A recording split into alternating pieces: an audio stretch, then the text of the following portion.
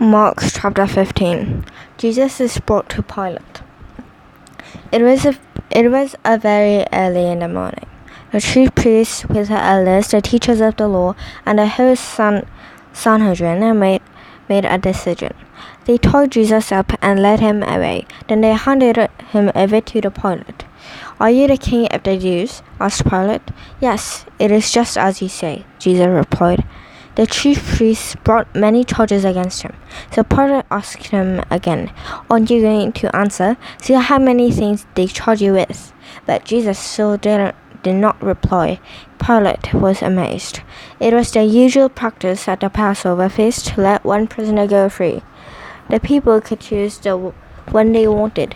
A man named Barabbas was in prison. He was there with some other people who had fought against the country's rulers. They had committed murder while they were fighting against the rulers. The crowd came up and asked Pilate to do for them what he usually did. "Do you want me to let the king of the Jews go free?" asked Pilate. He knew that the chief priests had handed Jesus over to him because they were jealous, but the chief priests stirred up the crowd. So the crowd asked Pilate to let Barabbas go free instead. "Then what should I do with the man you call the king of Jews?" Pilate asked them. "Crucify him," the crowd shouted. "Why? What wrong has he done?" asked Pilate. But they shouted even louder, "Crucify him." Pilate wanted to satisfy the crowd, so he let Barabbas go free. He ordered that Jesus be whipped. Then he handed him over to be nailed to a cross.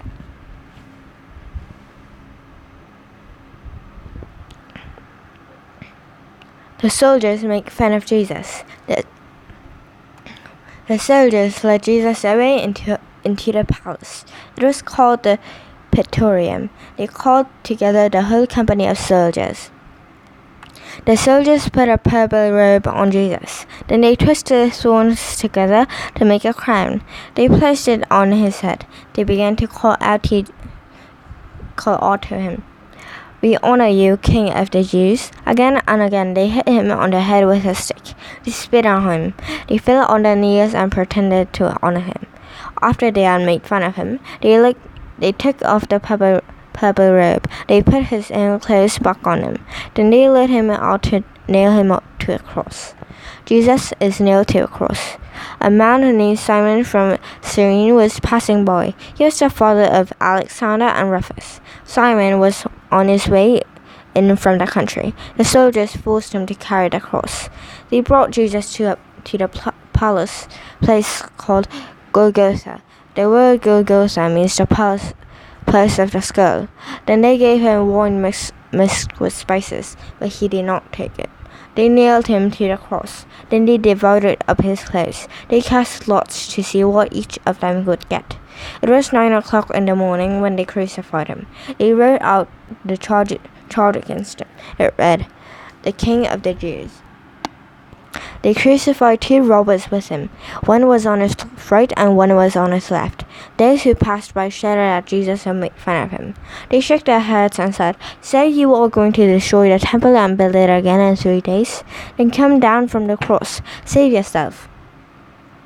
In the same way, the chief priests and the teachers of the law made fun of him among themselves. "He saved others," they said, "but he can't save himself. Let this Christ, the King of Israel, come down now from the cross. When we see that, we will believe." Those who were being crucified with Jesus also made fun of him. Jesus dies. At noon, darkness covered the whole land. It lasted 3 hours. At 3 o'clock, Jesus cried in a loud voice, "Eloi, Eloi, lama sabachthani." This means, my God, why have you deserted me?" Psalms chapter 22, verse 1. Some of those standing nearby heard Jesus cry out. They said, "Listen, he's calling for Elijah." One of them ran and filled a sponge with wine vinegar. He put it on a stick. He offered it to Jesus to drink. "Leave him alone," he said. "Let's see if Elijah comes to take him down." With a loud cry, Jesus took his last breath. The temple curtain was torn into 2 from the top to bottom. A Roman commander was standing there in front of Jesus. He heard his cry and saw how Jesus died. Then he said, "This man was surely the Son of God." Not very far away, some Jesus were watching. Mary Magdalene was among them. Mary, the mother of the younger James and of Joseph, was also there. So was Salome. In Galilee, those women had followed Jesus. They had taken care of his needs. Many other women were also there. They had come up with him to Jerusalem. Jesus is buried. It was the day before the Sabbath. That day was called Preparation Day. As evening approached, Joseph went boldly to Pilate and asked for Jesus' body. Joseph was from the town of Arimathea. He was a leading member of the Jewish council. He was waiting for God's kingdom. Pilate was surprised to hear that Jesus was already dead. So he called for the Roman commander. He asked him if Jesus had already died.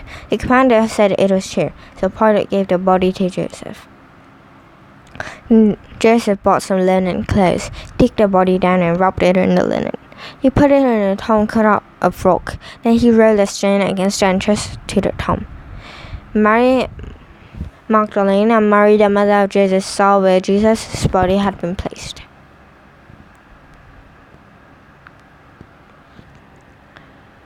Mark chapter 16. Jesus rises from the dead. The Sabbath day ended. Mary Magdalene, Mary the mother of James, and Salome brought spices. They were going to apply them to Jesus' body. Very early on the first day of the week, they were on their way to the tomb. It was just after sunrise. They asked each other, "Who will roll the stone away from the entrance to the tomb?" Then they looked up and saw that the stone had been rolled away. The stone was very large. They entered the tomb. As they did, they saw a young man dressed in a white robe. He was sitting on the right side. They were alarmed.